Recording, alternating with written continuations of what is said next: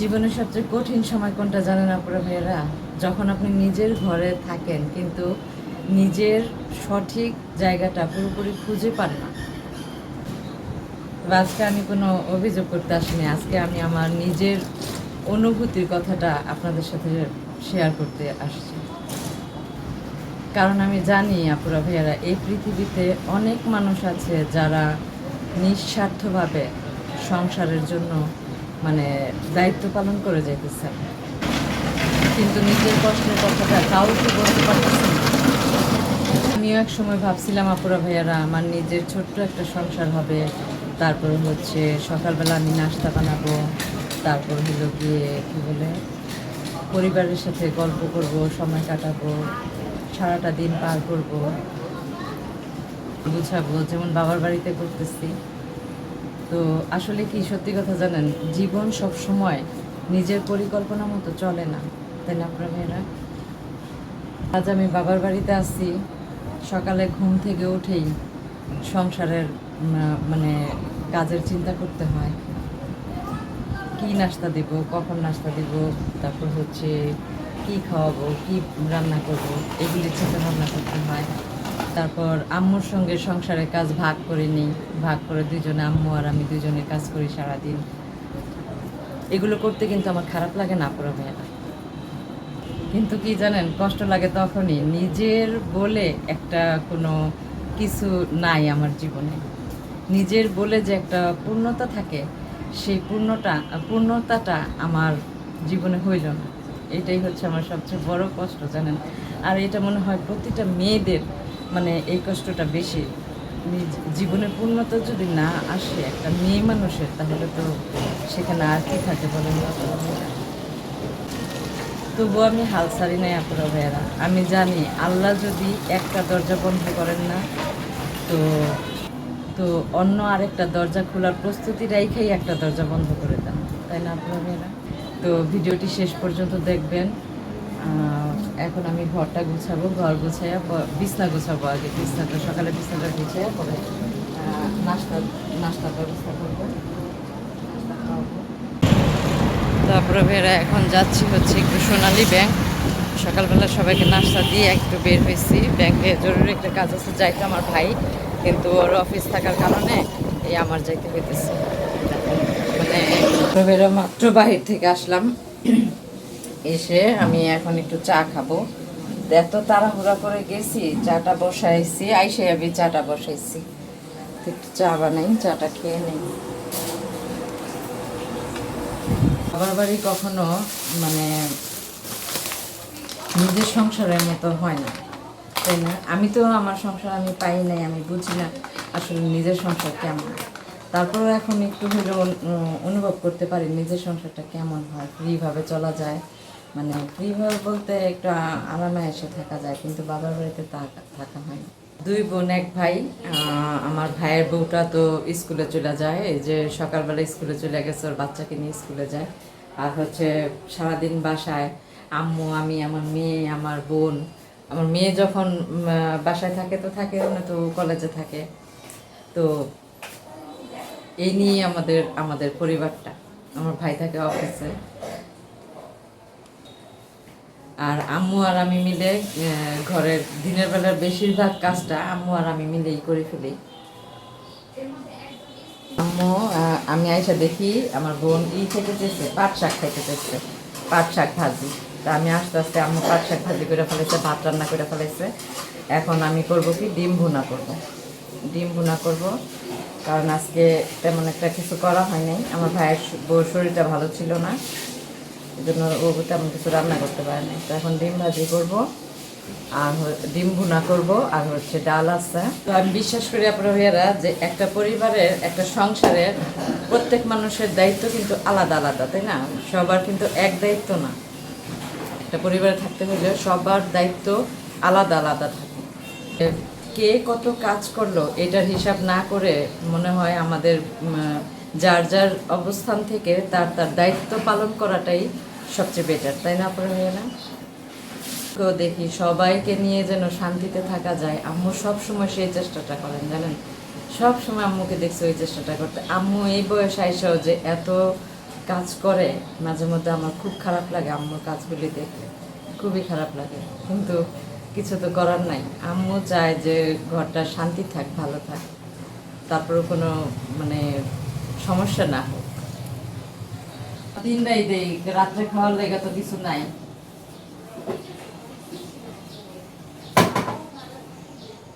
তিনটা ডিম নিলাম, ডিম তিনটা ভুনা করবো এখন। আমি ডিম ভুনা করার জন্য এই যে ডিম নিয়ে নিলাম। তো আমি চাই কি জানেন আপুরা ভাইরা, সবসময় যে পরিবারের সবাই সবার সাথে সুন্দর ব্যবহার, সুন্দর আচরণ, সুন্দর করে কথা বলুক, তাই না? কারণ বড় বড় কাজ না, শুধু ছোট ছোট আচার ব্যবহার কথাবার্তাতেও কিন্তু অনেক সময় পরিবারের শান্তি ফিরে আসে, তাই না? বড় বড় কাজ দেখায় কি হবে, কাজ তো সবাই করতে পারে, কাজে তো আর কেউ কষ্ট পায় না। কষ্ট পায় কখন জানেন? কষ্ট হয় আসে, কষ্টটা আসলে পায় হলো মানুষের কথার মধ্যে, ছোট ছোট কথার মধ্যে কিন্তু অনেক কষ্ট লুকায় থাকে, অনেক কষ্ট, যা বলা হয় না কখনো কাউকেই বলা হয় না। তারপরে এরা রান্না করতেছে, এর মধ্যে মিস্ত্রি চলে আসছে। তো অনেক দিন ধরে আমাদের বেডরুমের এসির ঠান্ডা ঠিক মতো থাকে না। তো অনেক মানে এই গরমের মধ্যে এসি যদি ঠান্ডা না থাকে কেমন লাগে বলেন তো? তো মিস্ত্রি এসে দেখতেছে যে বারান্দা ঠাই দিয়ে আর হচ্ছে জানালার ঠাই দিয়ে ঠান্ডা হাওয়া বের হয়ে যায়, ওগুলি অনেক ফাঁকা হয়ে থাকে। তো পুরানো বাসা না, ঠাইগুলিও পুরানো, সব কিছুই পুরানো। তো যাই হোক, আম্মু দাঁড়ায় দাঁড়ায় সব কিছু দেখতেছিল ঠিক হয়েছে কিনা। তো ছোট্ট একটা সমস্যা হলেও ঠিক হয়ে যাওয়ার পর কতটা স্বস্তি লাগে, ঠিক না? জীবনও অনেকটা এমন, অনেক সময় বড় সমস্যা হয়, ছোট ছোট অমিলগুলো আমাদের কষ্ট বাড়ায় দেয়, আর সেগুলো ধীরে ধীরে ঠিক করতে পারলেই জীবনও অনেক সহজ হয়ে যায় আপুরা ভাইয়ারা, তাই না? তো আজকে যে মিস্ত্রি কাজ করতেছে, তার দিক দিয়ে আমি রান্না চুলায় বসায় দিয়ে আসছি। তো এসির এই বাতাসটা এখন মানে অনেকটা স্বস্তি পাবো, রুমটা ঠান্ডা হবে। এতদিন জানেন না কি কষ্ট করছি, ঠান্ডা শুধু বেরই হয়ে যায়। সবাই মানুষ, তাই না ভাইয়ারা? সবারই ক্লান্তি বোধ আছে, সবারই দায়িত্ব আছে, সবারই ক্লান্তি আছে। তাই পরিবারের মধ্যে যদি সবার মধ্যে ভালো বোঝাপড়া থাকে, তাহলে কিন্তু মানে সংসারে আরও শান্তি চলে আসে, তাই না? অনেক সময় পরিবারের অশান্তিটা হয় কোথায় জানেন? বোঝাপড়ার মধ্যে। ভালো বোঝাপড়া না থাকলে ওই পরিবারে অশান্তি হয়। তো আদা রসুন দিয়ে দিলাম এখানে। আদা রসুনটা একটু ভাজা ভাজা হইলে পরে এখানে সব মশলা দিয়ে দিলাম। আমি বাইরে গেছিলাম, বাইরে থেকে এসে দেখি আম্মু সব করে ফেলেছে, সব। আমার মা যে এই বয়সে এত কাজ করে বলার মতন। এখন ডিমটা বসাইলাম, এই চুলায় দিছি পানির কলসি ফুটাইতে। এখন বোতলে পানি ভরবো, ফ্রিজে রাখবো, কারণ এখন গরম না, প্রচুর গরমের মধ্যে সবাই ঠান্ডা পানিটা খায়, এই জন্য এগুলি এখন ফ্রিজে রাখবো। তারপর হচ্ছে বেচিংয়ে অনেকগুলো থাল বাসন আছে, এগুলি আমার পরিষ্কার করতে হবে। ভিডিওটি শেষ করার আগে আপুরা ভাইয়েরা একটা কথা বলতে চাই, যে সংসারের সব মানুষ একরকম না, আবার হচ্ছে সবার মতামত একরকম না, আবার সবার দায়িত্বও কিন্তু একরকম না, তাই না? তেমন পরিবারের সবাইকে একসাথে আপনি জীবনেও খুশি রাখতে পারবেন না, জীবনেও না। তো একার পক্ষে একজনকে খুশি রাখা, সবাইকে খুশি রাখা কোনোভাবেই সম্ভব না। তাই আমার মতে কি জানেন, যে সবাইকে বদলানোর চেষ্টা করার আগে সবার ব্যবহার, কথাবার্তা, সবাইকে আপনি বদলাতে পারবেন না, চেষ্টা চালিয়েও কোনো লাভ নেই। তবে আমার মতে সবাইকে বদলানোর চেষ্টা করার আগে নিজের দায়িত্ব আর হচ্ছে নিজেকে ধৈর্য সহকারে পরিবারের থেকে নিজের দায়িত্বটাকে মানে সঠিকভাবে পালন করে যাওয়াটাই সবচেয়ে বড় কাজ। ঠিক বলছি না আপনারা মেয়েরা? তো আমি জানি আপুরা ভাইয়েরা, আমার মতো অনেকেই আছেন যারা নিজেদের মনের কথা বলতে পারেন না কাউকে। তো তাদের জন্য আমার একটাই কথা, তাদের জন্য আমার সবসময় নিজেদের পরিবারের বোঝাপড়াটা নিজেরা সুন্দরভাবে গুছিয়ে সুন্দরভাবে পরিবারটাকে সুন্দরভাবে গুছিয়ে রাখতে পারেন। সবচেয়ে বড় হচ্ছে পরিবারের বোঝাপড়া। বোঝাপড়াটা যদি না হয় তাহলে ওই পরিবারে কিন্তু অশান্তি লেগেই থাকে। অশান্তি লাগার মূল কারণই হচ্ছে বোঝাপড়া, একজন আরেকজনকে না বোঝা। নাপুরা মেয়েরা, তো আমার এখানে ডিম রান্নাটা হয়ে গেছে। আর এখানে 3টা ডিম সিদ্ধ করছিলাম, এখন আর 2টা ডিম আমি এভাবে ছেড়ে দিব এটার উপরে।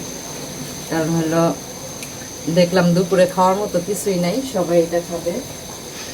এক্সট্রা সিদ্ধ হবে, ওইটা হইয়া পরে সিদ্ধ হইতে থাক।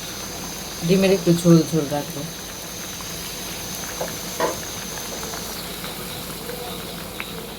আর আজ আপনি যদি এই কঠিন সময়ের মধ্যে থাকেন তাহলে মনে রাখবেন একটা কথা, যে খারাপ পরিস্থিতি, খারাপ সময় চিরদিন থাকে না। সময় বদলাইতে বেশি দিনও লাগে না। অতএব ধৈর্য আর চেষ্টা চালিয়ে যান, আর নিজের উপর দোয়া চালিয়ে যান। তো আজকের ভিডিওটি এ পর্যন্তই।